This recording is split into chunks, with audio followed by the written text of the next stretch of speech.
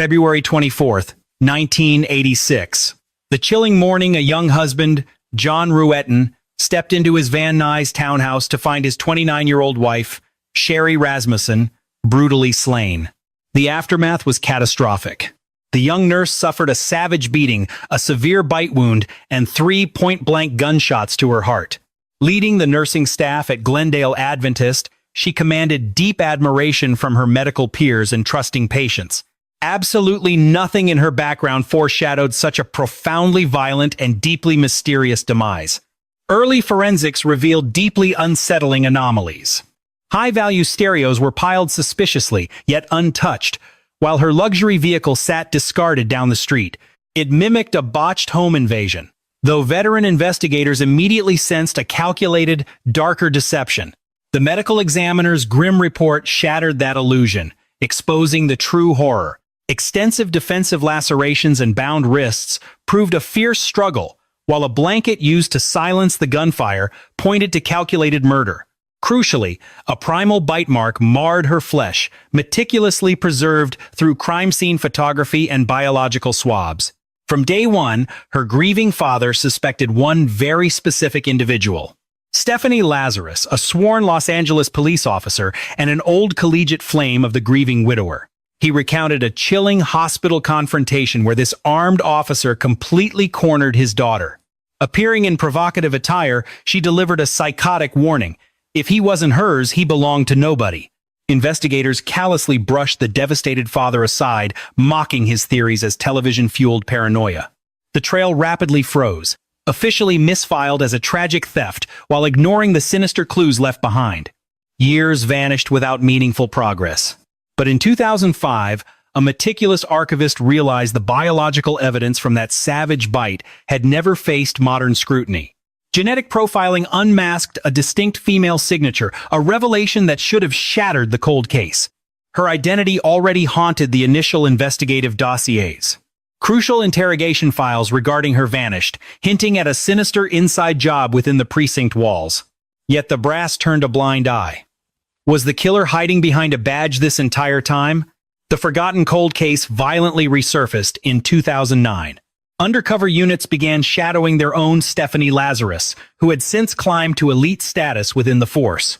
Snatching a discarded drinking cup from the trash, investigators secured her genetic blueprint. The match was absolute. Pressed inside an interview room, the seasoned cop crumbled, accidentally slipping details only the true butcher could possess.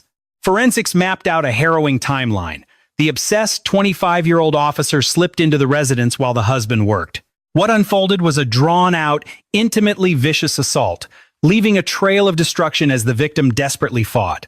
Losing control, the attacker savagely bit the victim's flesh to forcefully reclaim dominance. Following a brutal strike with heavy ceramic, she drew a .38 caliber backup weapon, unloading 3 lethal rounds into the heart. Masking the slaughter as petty theft, the calculated officer conveniently reported her service weapon stolen shortly after. Taking the stand in 2012, the widower exposed the haunting reality of their toxic collegiate entanglement.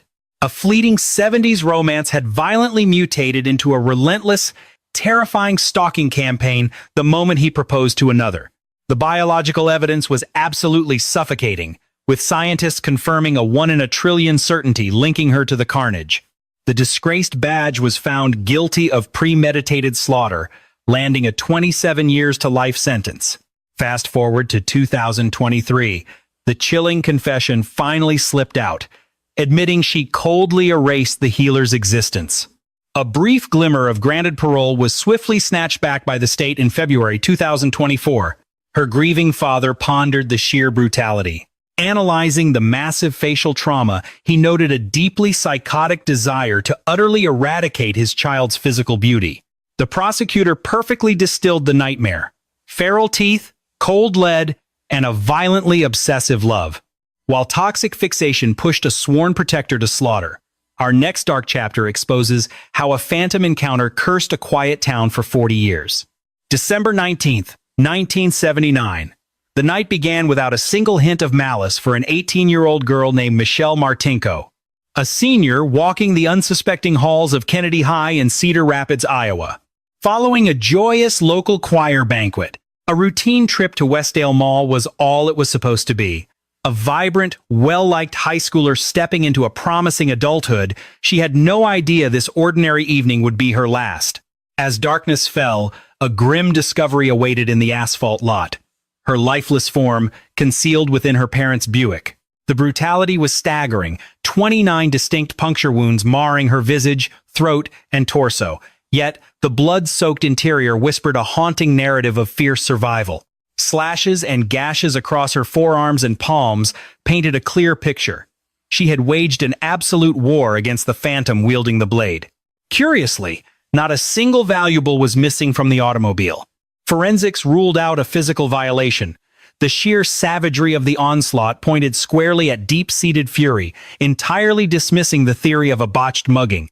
Yet, as detectives scoured her social circle, they uncovered absolutely nobody harboring that level of venom toward the teenager. The definitive clue lay hidden in plain sight, foreign crimson droplets staining her garment and smeared across the vehicle's gear selector. Lab results confirmed the fluid was not hers. In his frenzied violence, the phantom assailant had inadvertently slashed his own flesh. Fear gripped Cedar Rapids. For nearly 4 decades, authorities painstakingly gathered 125 genetic profiles, systematically eliminating upwards of 80 potential perpetrators. Each tantalizing thread of hope inevitably unraveled into another dead end. A local predator, notorious for ambushing another female with a blade near that very shopping center, appeared to be the perfect fit, until science definitively cleared him. The files eventually gathered dust, morphing into one of those chilling hometown legends that forever shadows a tight-knit community. Fast forward to 2017, a massive leap in forensic science, methods unimaginable when she vanished, finally cracked the facade. Utilizing genetic phenotyping, specialists sculpted the face of the ghost, a fair-haired, blue-eyed phantom brought into the light. While this rendering sparked fresh calls, the genuine turning point emerged in 2018 through the pioneering realm of ancestral DNA tracking.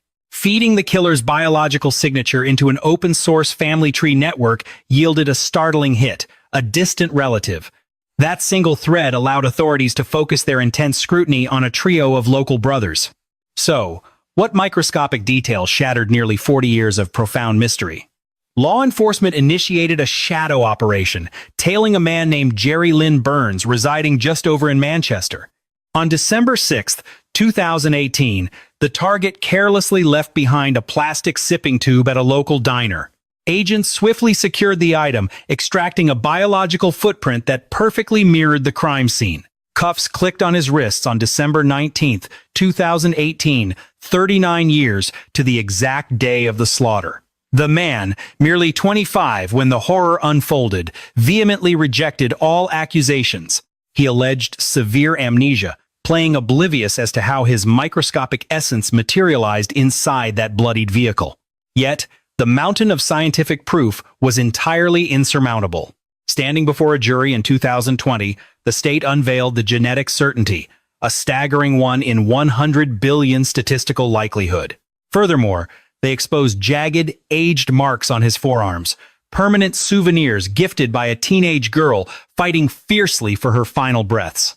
A fellow inmate took the stand, recounting chilling boasts the accused made regarding his decades of undetected freedom, alongside sickening jests about visiting a shopping plaza. It took the panel a mere 3 hours to return a verdict, guilty of premeditated murder. He received a permanent cage with zero chance of release, a fate definitively cemented by appellate judges in 2023. Granted an opportunity for a final statement, his only cryptic response was a repetitive demand to retest the evidence. Janelle Stonebreaker, the victim's sister, uncovered a profound solace in the resolution. Through her sheer will to resist and draw the killer's blood, the young student essentially solved her own murder. The psychological trigger behind his decision to hunt her down on that frigid December evening remains swallowed by darkness. She was tragically selected by fate, an innocent crossing paths with a monster harboring an incomprehensible capacity for violence. For nearly 4 decades, the Phantom walked unburdened, constructing a completely normal existence. All the while, the ones left behind were forced to endure an agonizing void at every family gathering. Leaving behind this solitary extinguished light, The narrative now shifts to a sprawling, multi-state enigma, a chilling saga involving several stolen souls concealed from the world. The sinister enigma of the Bearbrook Barrels. Autumn of 1985 brought a grim revelation. A solitary outdoorsman stalking game in Allenstown, New Hampshire, stumbled upon a nightmare that would torment law enforcement for generations. Concealed deep within the dense timberland sat a rusted steel drum, harboring the fragmented remains of an adult female alongside a child. They had languished in that makeshift tomb for years, ravaged by the unforgiving seasons and inevitable decay. Bereft of any identifying markers during an era of rudimentary science, these silent figures were officially christened as Jane Does. The horror escalated in May 2000, when an identical container was unearthed merely 300 feet from the original site. Inside lay the skeletal fragments of 2 additional victims. Investigators deduced the 4 were entombed sometime between 1977 and 1981. Initial genetic probing soon unlocked a deeply unsettling bloodline link among the deceased. Genetic profiling painted a chilling picture. The primary drum's female victim only mothered 1 child, remaining entirely unrelated to the others. A second victim emerged as a paternal half-sibling to that child tethered to an unidentified father, yet born from another womb. As for the final casualty, she would haunt investigators for decades as the anonymous middle child of Bearbrook. She represented a total anomaly completely devoid of shared DNA with her grim companions. The terrifying implication? A transient predator was actively hunting across separate bloodlines, plucking targets from entirely unconnected lives. Decades bled away as determined detectives hunted both the nameless deceased and the phantom who erased them. The ultimate revelation materialized from an improbable source, a totally separate dark puzzle unfolding on the Californian coast. During 2002, brilliant chemist Yoon-soon Jun vanished like a ghost from her Richmond residence. Detectives immediately zeroed in on her romantic partner, a shadowy figure operating under the alias Larry Vanner. Upon cornering him during 2003, authorities unearthed a staggering truth. His real moniker was Curtis Kimball. He was already a fugitive, heavily sought for discarding a toddler at a dusty West Coast campsite years prior. This chameleon made a terrifying career out of shedding names, leaving nothing but sheer destruction wherever he walked. Back in 1981, he dumped a young dependent at a Scotts Valley trailer lot, spinning a sinister web of contradictory lies regarding her maternal origins. Cutting-edge DNA tracing eventually unmasked that very child as Dawn Bowden, the offspring of a woman entombed inside those infamous New Hampshire drums. A chilling question lingered. How many masks had this sociopath worn, and whose futures were permanently extinguished? By 2017, investigators cross-referenced genetic material from the rusted New Hampshire drums against that disturbing Californian evidence. The genetic correlation proved absolute. Kimball, Vanner, and a string of other phantom names belonged to a single monster, Terry Peder Rasmussen. Entering the world in 1943 Denver, this former Navy man developed a dangerous, lifelong habit of drifting aimlessly through the shadows from one town to the next. He constantly adopted fresh personas while leaving trails of shattered homes behind. Relying upon agonizingly precise ancestral tracing, determined authorities slowly peeled back the anonymity of the deceased. The primary victim materialized as Marlies Honeychurch, a tragic figure fatally entangled in a toxic romance with Rasmussen himself. Entombed alongside her was her own flesh and blood, while the secondary container held someone biologically bound to that initial trio. Yet that mysterious fourth child, the genetically isolated casualty caught in the middle, would fiercely guard her own secrets for several more agonizing decades. The architect of this massacre successfully outran all earthly retribution for the northeastern slaughter. The killer drew his final breath behind bars during 2010, serving a West Coast sentence for obliterating Yoon-soon Jun. The why remains buried with him, though behavioral profilers categorize the predator as a master manipulator. His hunting strategy was ruthlessly calculated, preying upon defenseless marks, heavily favoring desperate mothers and their helpless young. He would flawlessly infiltrate their inner circles, completely sever all outside contact, and subsequently discard them the second their utility violently expired. The ultimate fragment of this macabre jigsaw finally snapped together during September of 2025. State-of-the-art ancestral sequencing managed to finally restore the lost name of that elusive middle casualty. This breakthrough shuttered a 40-year nightmare, officially concluding an investigation that demanded the most labyrinthine genetic extraction ever attempted in modern crime history. The New Hampshire Barrels unearthed something far more terrifying than a single isolated domestic slaughter. They exposed a prolific apex predator weaving seamlessly across state lines, sowing nothing but absolute carnage in his wake. Detectives harbor a deeply chilling conviction. Completely unknown graves likely still await discovery. Vast stretches of the killer's timeline and twisted romances remain entirely swallowed by impenetrable shadow. Yet as one chameleon escaped detection, a completely separate investigation illustrates the horrific reality of an innocent soul caged for a monster's sins. Enter the haunting tale of Christine Jessup. Upon the 3rd of October, 1984, little Christine vanished like vapor from her quiet Queensville, Ontario residence. Her matriarch, Janet, had briefly departed to handle mundane chores alongside the child's elder sibling, Kenny. Stepping inside, they found only dead silence. The little girl was entirely gone. A musical instrument from class rested abandoned atop the counter, sitting silently beside a partially consumed bite of food. The physical scene loudly proclaimed she had stepped through the door mere seconds prior to being snatched. Detectives quickly narrowed their crosshairs onto the next-door neighbor, Guy Paul Morin, an eccentric, withdrawn clarinetist who tended to local apiaries in his isolation. Locals painted him as profoundly peculiar, cementing law enforcement's absolute certainty of his guilt once the child's remains surfaced on the 31st of December. By 1984, following a grim discovery in a desolate field 30 miles away, investigators locked onto Morin. The prosecution was entirely circumstantial, heavily reliant on deeply flawed forensic assertions. Microscopic hairs and stray fibers supposedly anchored him to the nightmare, a forensic illusion modern science would thoroughly destroy. Locals came forward, alleging the accused muttered deeply unsettling, cryptic remarks. Yet beneath the surface, these fractured testimonies were riddled with glaring inconsistencies. Authorities moved in by 1985, placing Morin in handcuffs. While a jury cleared him in 1986, relentless prosecutors immediately appealed the decision. A devastating courtroom battle in 1992 delivered a guilty verdict, condemning him to rot in a cell forever. But his defense attorneys refused to surrender. They aggressively campaigned for advanced genetic profiling, an infant science at the time. The pivotal turn arrived in 1995 when biological traces recovered from the victim definitively proved his absolute innocence. Finally cleared, he walked free after enduring 12 agonizing months locked away. This horrifying misstep birthed the Kaufman Commission, a massive inquiry designed to dissect systemic judicial rot. Still, an icy reality lingered. Morin survived, but the true predator remained hidden in the shadows. Would the relentless march of scientific innovation eventually unmask this phantom?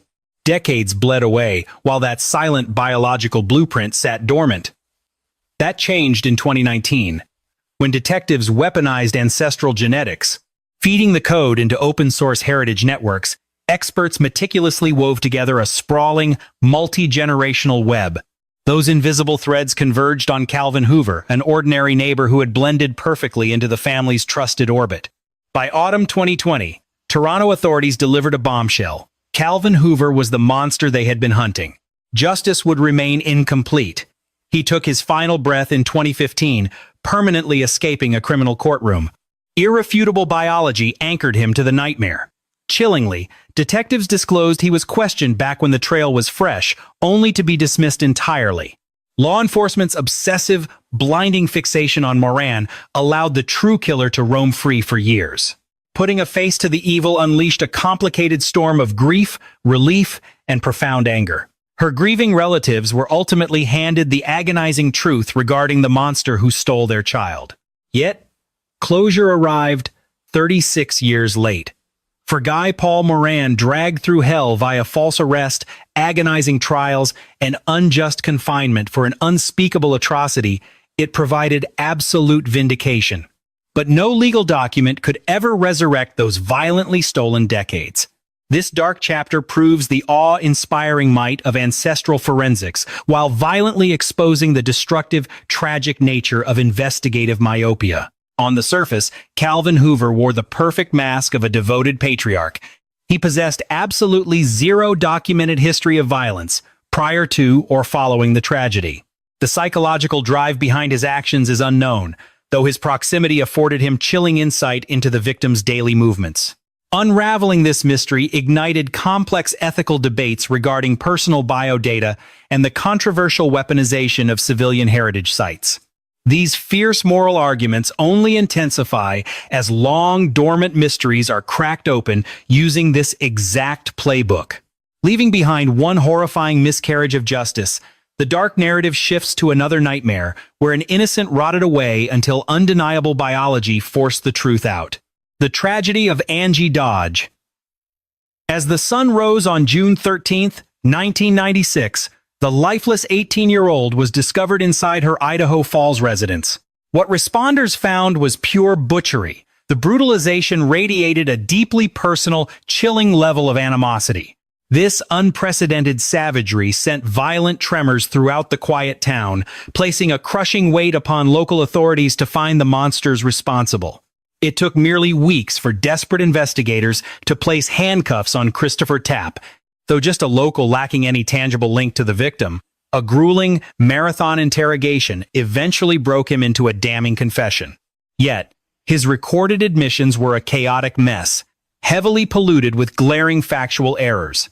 The bizarre narrative violently clashed with the hard forensics, his version of events shifting radically by the hour. His defense vehemently maintained this supposed truth was extracted through relentless mental torment and highly suggestive prompting by detectives. Ignoring these massive red flags, a 1998 jury handed down a devastating guilty verdict, locking him away for life. However, a glaring, undeniable anomaly hovered over the proceedings, one that should have shattered the prosecution's entire narrative: the biological truth. The genetic material pulled from the blood-soaked apartment absolutely ruled him out. Desperate to salvage their case, the state spun a bizarre theory, claiming the accused was a bystander, while an unidentified phantom carried out the actual assault. To convict, the jury had to swallow the existence of a faceless killer, leaving biological traces a ghost the defendant either refused to name or simply didn't know. Trapped behind concrete for 20 years, he screamed his innocence, all while the victim's own mother, Carol Dodge, waged a relentless crusade for genuine justice. Over time, a chilling realization washed over the grieving matriarch. The system had buried an innocent man alive. Consumed by this horrifying truth, she transformed her boundless grief into an absolute obsession to hunt down the true predator. Partnering with justice organizations, she relentlessly demanded advanced genetic analysis. That unyielding resolve would soon yield an entirely unexpected revelation. But consider the chilling alternative. What if the actual killer had been walking the streets this entire time, existing entirely off law enforcement's radar? Fast forward to 2017. Biological material recovered from the crime scene was finally processed through open-source ancestral registries. Specialized researchers began the arduous task of constructing complex lineage webs, tracing the bloodline backwards from remote cousins to isolate viable targets. It was a grueling, meticulous endeavor that consumed countless months of intensive analysis. At long last, in May 2019, the breadcrumbs pointed directly toward Brian Drips, an individual residing in the very same building as the victim when the atrocity occurred. As detectives approached, they found their prime suspect casually smoking on his front porch. Investigators struck up a relaxed dialogue, waiting patiently for him to retreat indoors before securing the discarded butt he left behind. The genetic profile was a flawless match to the apartment's crime scene data. Under intense interrogation soon after, he fully confessed. According to his own dark narrative, severely impaired by alcohol, he wandered into her open residence seeking an easy target. Strikingly, his detailed recollection perfectly matched the forensic reality, a stark contrast to the fabricated admissions previously offered. He formally entered a guilty plea in February 2021, receiving 20 years to life, with no parole possibility until 2041. The wrongfully convicted man had already walked free in 2017, having sacrificed 2 agonizing decades inside a concrete cell. By 2019, the legal system officially erased his unearned conviction from the permanent record. This tragic saga now serves as a grim warning about the psychological trap of coerced admissions, highlighting the catastrophic risks of ignoring contradictory forensic science. The grieving mother miraculously survived long enough to witness the actual monster unmasked, alongside the complete vindication of an innocent man. Although she tragically succumbed to illness not long after justice was served, her relentless crusading remained the undeniable catalyst. Her fierce campaigning ultimately forced the ancestral tracing that tore the veil off this dark mystery. The entire ordeal illuminated the terrifying ease with which psychological pressure manufactures guilt, while proving modern biological science can ultimately right those severe wrongs. For all those lost years, the killer was simply the man next door, a shadow intimately familiar with the building's architecture and her daily routines. A single, alcohol-drenched crime of convenience utterly obliterated 2 entirely separate existences in one fell swoop. The young woman was brutally robbed of her future, while an innocent youth was sacrificed to a legal machine, prioritizing quick closure over absolute truth. For those captivated by these haunting descents into the darkest psychological abysses, ensure you remain subscribed and activate your notifications for our upcoming investigations. Our subsequent descent into darkness drags detectives across the threshold of a supposedly sacred, untouchable haven. Within those hallowed walls, an individual entirely above suspicion was harboring an unimaginably sinister truth. Her name was Arliss Perry. Late on October 12, 1974, the 19-year-old stepped through the heavy doors of a prominent Palo Alto chapel near 11:15. She was a newly minted bride. A mere handful of weeks prior, she had exchanged vows with the man she loved since her teenage years. The ambitious pair relocated across the country to the West Coast, driven entirely by his acceptance into a prestigious academic institution. Following a tense domestic dispute that fateful evening, she exited their shared living space to cool off, informing her husband she intended to seek solace in the campus sanctuary. When midnight passed with no sign of his wife, the frantic groom ventured into the dark grounds to track her down. Discovering the chapel sealed and pitch black, his mounting panic drove him to contact University Patrol. Around 5:45 that morning, a night watchman finally stumbled upon the young woman's lifeless body. She lay motionless inside the sanctuary, situated in the center of a profoundly macabre and visually traumatic tableau. The brutalization inflicted upon her carried sinister occult undertones, featuring sacred artifacts arranged meticulously around her corpse with chilling intentionality. Initially, law enforcement cast a wide net, pursuing several diverse investigative threads. The grieving husband faced immediate, crushing suspicion, standard protocol in domestic tragedies, yet forensic reality swiftly eliminated him from the suspect pool. Authorities scoured the region for overlapping ceremonial homicides, hoping to identify a serial offender, but those desperate inquiries yielded only dead ends. Because the massive doors were secured from within, investigators deduced the killer possessed access credentials or had silently waited in the shadows until after hours. This terrifying logistical detail instantly whittled the list of capable offenders down to a select few.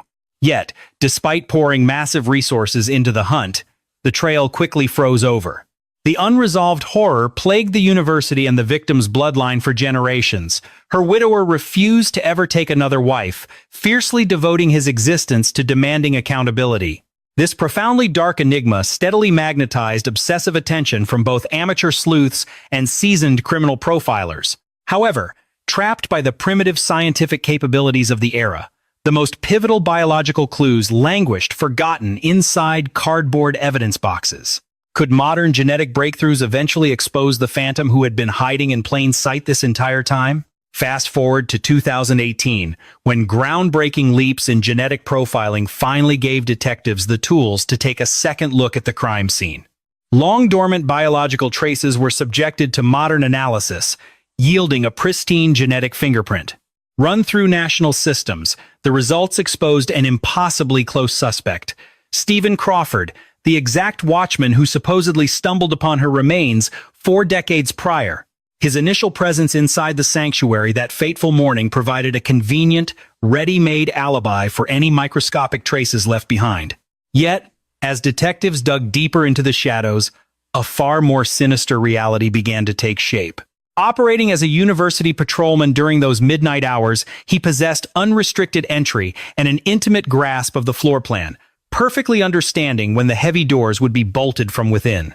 As investigators descended upon his residence in July 2018, armed with the new genetic link, the suspect violently ended his own life before a single question could be asked. While he departed without leaving behind a note or an admission of sin, the abruptness of his final act painted a glaring portrait of culpability. Authorities theorized that the patrolman intercepted Arliss the moment she sought sanctuary inside the chapel under the cover of darkness. What drove him to such darkness remains buried, though the highly theatrical, staged condition of the aftermath hinted at a deeply disturbed psyche. The exact nature of those twisted mental fragments went to the grave alongside the perpetrator. Chillingly, the man simply resumed his watchman duties for years following the slaughter, existing as a ghost with a spotless record before and beyond that single night. By June 2018, Santa Clara County Sheriff Lori Smith formally declared the decades-long nightmare concluded, permanently pinning the horror on the deceased guard. Facing the press, her sibling voiced a heavy sigh of closure, grateful that the agonizing 44-year wait for the truth had finally ceased. After nearly half a century in the dark, she attempted to put words to a lifetime of suffocating sorrow. Finding the right phrasing for such a deeply agonizing, hollow victory proved to be an impossible task. Shifting from an isolated nightmare, we uncover the trail of a relentless hunter, a phantom whose calculated habits remained concealed until time peeled back the layers. Pamela Maurer. In the freezing dawn of January 1976, the 16-year-old vanished without a trace from the quiet streets of Woodridge, Illinois. The final glimpse of the teenager was simply her trekking through the bitter frost, mere blocks from the safety of her front door. A short time later, her lifeless form was discarded in a desolate expanse in the neighboring town of Lisle. The horrific state of the remains made one thing terrifyingly clear. She was no random victim, but the focus of a focused, monstrous predation. Her brutal end shattered both her loved ones and the insular neighborhood, yet despite a massive dragnet encompassing several precincts, the killer remained a ghost. Investigators chased down a staggering number of tips, shining interrogation lights on practically everyone within their radar. Every loose thread was pulled until nothing was left, ultimately condemning the tragedy to the frozen archives alongside countless other mysteries of that era. The desperate hunt drained the manpower and budgets of several neighboring police departments. Officers from both Woodridge and Lisle formed a joint task force, pooling their intelligence in a frantic bid to trap the fiend. Local deviants were dragged in for questioning, while every student and educator in the orbit of the teenager faced intense scrutiny. Detectives tore apart her daily habits looking for a fatal crossing of paths, holding every man she knew from blood relatives to casual acquaintances under a microscope. However, the complete absence of onlookers and the isolated nature of the dumping ground created an impenetrable wall for law enforcement. Furthermore, the primitive state of crime scene science during the 1970s offered very little in the way of hard answers. Yet, in a stroke of brilliant foresight, detectives carefully banked the physical traces, praying that future innovations might eventually speak for the dead. Seasons changed, and the long years slowly bled into entire decades. Relatives marked every painful milestone with vigils, clinging to the fragile belief that a guilt-ridden witness might eventually break their silence. The grieving mother hoarded fading press clippings, constantly checking in with the rotating cast of officers assigned to the forgotten files. Generations of detectives flipped through the deteriorating pages hoping to spot a missed clue, yet the puzzle remained stubbornly locked. Deep within police vaults, the biological clues sat in sterile packaging, acting as a time capsule, awaiting a scientific miracle that had yet to be invented. Suddenly, in the year 2020, a massive leap forward in genetic science cast a sudden, illuminating light into the dark. Authorities opted for a drastic, highly unorthodox maneuver. They would unearth the burial site of a man named Bruce Lindahl. Lindahl had met his end back in 1981, dying amidst a shroud of deeply suspicious, unresolved circumstances. He had hovered as a dark specter over multiple investigations, slipping into the grave before the wheels of justice could ever lock him in a cell. Born in Illinois in 1953 with an electromechanics degree, he wore the perfect mask of normalcy, holding steady employment and maintaining the seamless illusion of a respectable life. Cracking open his tomb required a labyrinth of legal warrants alongside excruciatingly delicate maneuvers by crime scene specialists. Genetic material was meticulously pulled from his decaying bones, then measured against the chilling biological signature trapped in evidence vaults since the 1970s. The resulting scientific alignment was absolute and undeniable. 44 agonizing years later, the Maurer family finally stared into the face of the monster. Bruce Lindahl was definitively the predator who had stolen their little girl. Yet, detectives quickly grasped a chilling reality. This was no anomaly. Lindahl's shadow loomed over at least 12 distinct investigations. Authorities immediately began scouring cold files from that specific era, hunting for genetic markers that might link this phantom to further bloodshed. Resolving Pamela's tragedy forged a crucial pathway, finally shedding light on several other agonizing, decades-old family mysteries. Deeper probing soon exposed the killer's meticulously fabricated social mask. To onlookers, he was merely an athletic, approachable local, a completely ordinary neighbor. Co-workers painted a picture of a thoroughly competent and deeply dependable professional. Lurking behind that ordinary veneer lay a deeply violent core, characterized by an explosive temper that could detonate without warning. Behavioral profilers concluded his savagery stemmed entirely from entrenched, pathological hunting instincts rather than any logical or environmental triggers. His chilling spree abruptly shattered in 1981 amid highly dramatic and unforeseen circumstances. While trying to claim fresh prey, his target fiercely rebelled, unleashing a staggering display of raw bravery and sheer will. During the subsequent brutal melee, the attacker sustained a completely lethal life-ending blow. Perishing there ensured he would forever evade a judge's gavel, entirely denying his victims' grieving relatives their rightful day in court. Yet, his sudden demise also guaranteed he would never claim another innocent soul. That fiercely resilient survivor had unwittingly severed a prolific monster's extensive and horrific string of atrocities. Naming Lindahl as Pamela's destroyer plunged the Maurer household into a complex storm of closure and freshly awakened agony. The dark truth was exposed.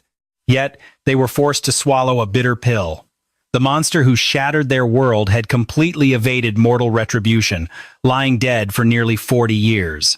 This startling revelation immediately cast a dark shadow over other local cold files, prompting fears of unknown bodies and families still suffocating in tragic silence. Closing this single chapter ironically became the ultimate catalyst for unraveling yet another closely tied, deeply sinister puzzle. Enter Kathy Halley. Exactly 3 winters following Pamela's terrifying March 1979 abduction, a second girl dissolved into thin air beneath equally sinister conditions. 19-year-old Kathy Halley seemingly evaporated from the quiet, unassuming streets of North Aurora, Illinois. Engaged in completely mundane daily tasks, she was suddenly swallowed by the void, plunging her loved ones into frantic, agonizing panic. Her inner circle sensed instant dread, dropping off the radar completely defied her highly responsible and communicative nature. Relatives promptly sounded the alarm, triggering massive community search parties that meticulously scoured the surrounding terrain for any lingering clues. Agonizing weeks later, her lifeless form finally surfaced within the cold Fox River. This grim retrieval instantly morphed a desperate search effort into a full-blown, incredibly dark murder hunt. The chilling state of the corpse, combined with the surrounding scene, strongly pointed toward prolonged and unimaginable savagery. Local authorities immediately launched an aggressive probe, relentlessly interrogating every individual within the victim's social orbit. Detectives meticulously mapped out her final steps, desperately hunting for bystanders who might have glimpsed even the slightest anomaly. Mirroring Pamela's tragedy, untangling this dark mystery required massive coordination across several distinct law enforcement boundaries. Yet, despite fierce police tenacity, no viable predator materialized. The trail completely froze, though her grieving relatives refused to let the momentum die. They relentlessly badgered detectives, presented at unsolved homicide conventions, and ensured her tragic legacy continued echoing throughout the town. Investigators relentlessly chased down every microscopic tip, leaving absolutely zero stones unturned. Authorities continuously revisited the files as decades bled away, ensuring the physical clues were meticulously safeguarded. Unfortunately, rudimentary forensic tools of that era were entirely incapable of isolating viable genetic profiles from such heavily waterlogged, deteriorating fabric. For 45 grueling years, the grim mystery stayed completely frozen. Finally, in 2024, unmasking Lindahl as Pamela's butcher spurred a chilling question. Could this exact same phantom be tied to other local horrors? Revolutionary genetic isolation technology, dubbed MVAC, finally breathed new hope into Kathy's dormant file.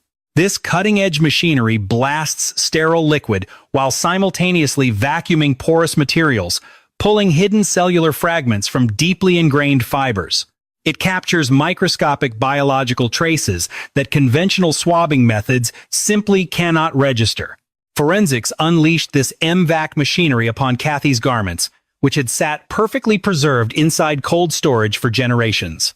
The vacuum ripped hidden genetic material straight from the threads.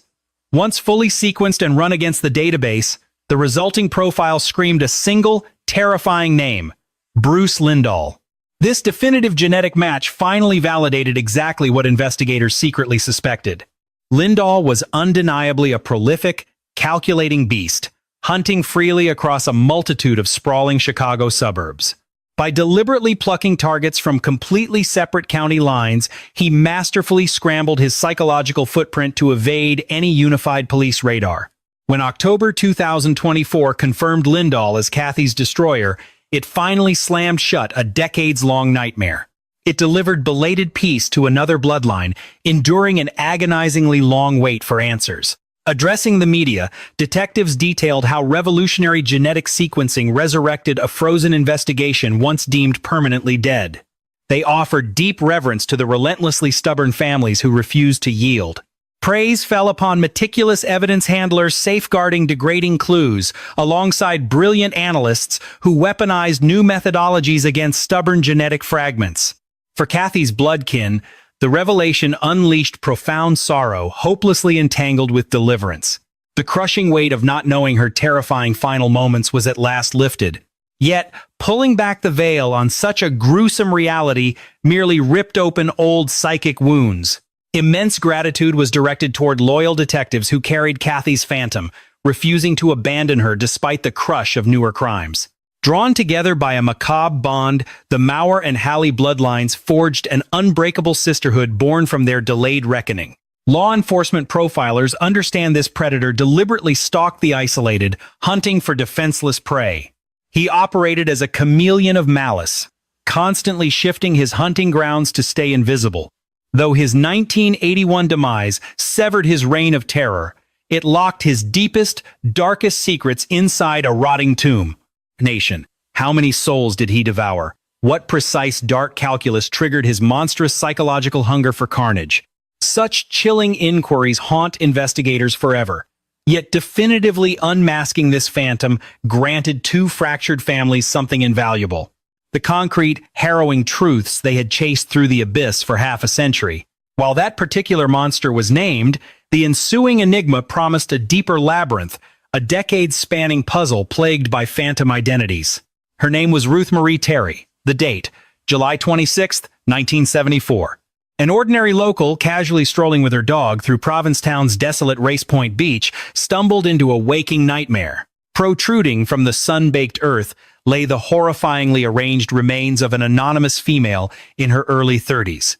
Rotting for weeks beneath the elements, the corpse bore the savage signatures of a merciless beating and catastrophic cranial crushing.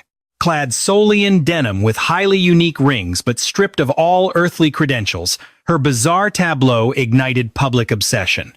Bereft of a true identity, society bestowed upon her an eerie mythical moniker, the Lady of the Dunes. She rapidly mutated into one of America's most notoriously impenetrable Jane Doe mysteries. The coastal isolation, ritualistic overtones, and absolute anonymity forged a psychological puzzle that entirely defied the passage of time. Generations of detectives chased endless phantoms, deeply troubled by the killer's macabre countermeasures, severed hands, and a near decapitation. These calculated mutilations utterly paralyzed traditional identification efforts, severely outmatching the primitive forensic science of the 1970s. A flood of wild conjecture bled into the narrative, with whispers heavily suggesting a brutal underworld execution. Alternative profiles painted her as an invisible wanderer whose sudden arrival in the area was violently cut short. Yet the recognizable, high-quality rings adorning her fingers hinted at hidden wealth, sharply undercutting the penniless drifter narrative. Her faceless specter haunted the pages of countless morbid periodicals and became a staple on national television broadcasts. Even under the blinding glare of international media scrutiny, her absolute anonymity held firm. For 48 agonizingly long years, the shifting sands fiercely guarded their nameless ghost. That changed abruptly in 2022, when ancestral DNA mapping finally handed investigators their desperately needed skeleton key. By harvesting microscopic genetic fragments and crossing them with public heritage archives, digital sleuths meticulously reconstructed a biological lineage. The fog finally cleared, revealing her true identity as Ruth Marie Terry, a native of Tennessee. Giving her a name birthed far darker questions. What sinister force lured her to that desolate stretch of sand?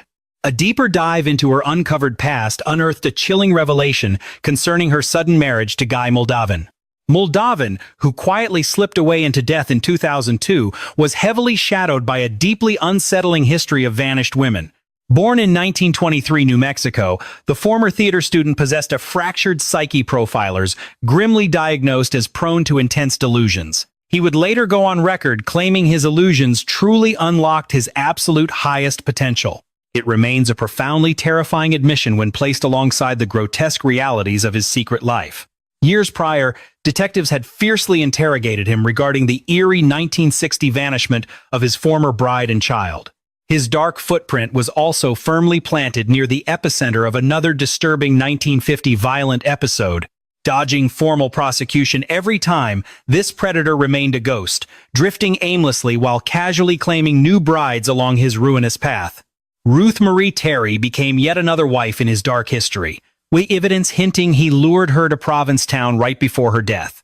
By May 2023, detectives finally sealed the files, officially unmasking Guy Muldavin as Ruth's ruthless killer. Muldavin evaded the courtroom, dying with his dark secrets over 20 years prior. The dark revelation gave Ruth's shattered family finality. In a deeply haunting twist, a desperate relative hunting for his birth mother realized through the investigation that Ruth was the very woman who birthed him. Facing cameras, he quietly confessed, "It simply hurts." That brief confession perfectly encapsulated the psychological torment of absorbing a truly devastating reality. This grim saga proves genetic genealogy's power to resurrect buried secrets. For 50 years, Ruth was a faceless victim. Yet, the relentless march of modern science shattered her anonymity, illuminating her final, terrifying moments on Earth. Detectives harbor a chilling suspicion. Muldavin likely orchestrated a string of other completely unsolved horrors.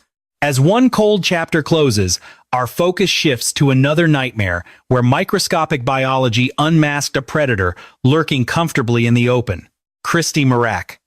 On the freezing morning of December 21, 1992, 25-year-old Christy was found violently murdered inside her East Lampeter Township home. She was an educator whose heart radiated warmth, a beloved teacher fiercely devoted to shaping young minds. Christy was going through her morning routine when pure, unadulterated malice stepped through her door. The blood-stained scene painted a horrifying picture of a deeply savage assault within her own sanctuary. Detectives uncovered a sinister theory she was actively hunted by a phantom who meticulously studied her daily movements. The physical perimeter remained intact, and not a single valuable was missing. The sheer ferocity of the violence pointed away from random burglary, hinting at a highly specific, chilling intent. Biological clues were gathered from the wreckage, but 1992 forensic science was merely a whisper of its future. The genetic blueprint was safely preserved. Yet, lacking a database match, the phantom remained completely nameless. Driven to despair, her brother stood before cameras, his public plea echoing a single haunting question. Why? Suffocating paranoia gripped the Pennsylvania town, but despite relentless manhunts, the killer seemingly evaporated into the winter air. The trail froze, though police obsession never died. For 26 agonizing years, his microscopic signature sat in darkness, silently waiting for modern science to finally catch up. The turning point finally arrived in 2018, as detectives unleashed the revolutionary science of genetic genealogy. By feeding the assailant's biology into public ancestry networks, forensic experts began mapping invisible branches of familial trees.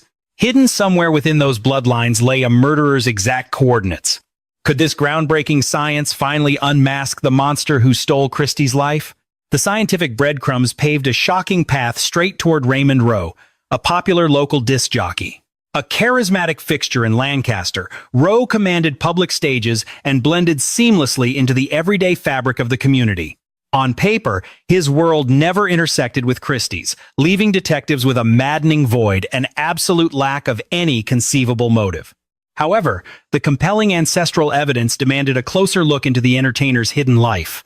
Operating strictly in the shadows, an undercover unit successfully snatched a discarded piece of chewing gum from Rowe. Pitted against the crime scene evidence, the biological match was an absolute, undeniable lock. Handcuffs locked around Rowe's wrists in June 2018. The paralyzed community realized they had unwittingly celebrated a predator. Dodging the searing spotlight of a trial, Rowe confessed in January 2019, accepting permanent, lifelong imprisonment. But his sudden surrender locked away the darkest truths forever. He offered zero justification for hunting Christy, and detectives never unearthed the twisted psychology that triggered the slaughter.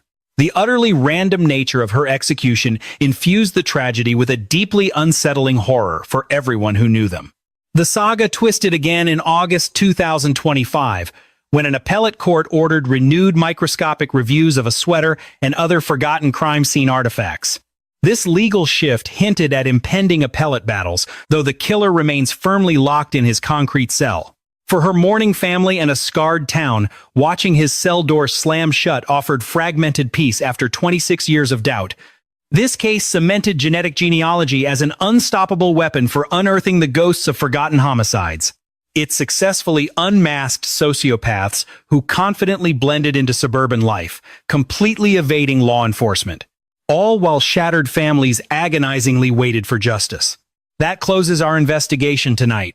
Thank you for witnessing the truth. Another dark case file awaits your scrutiny here.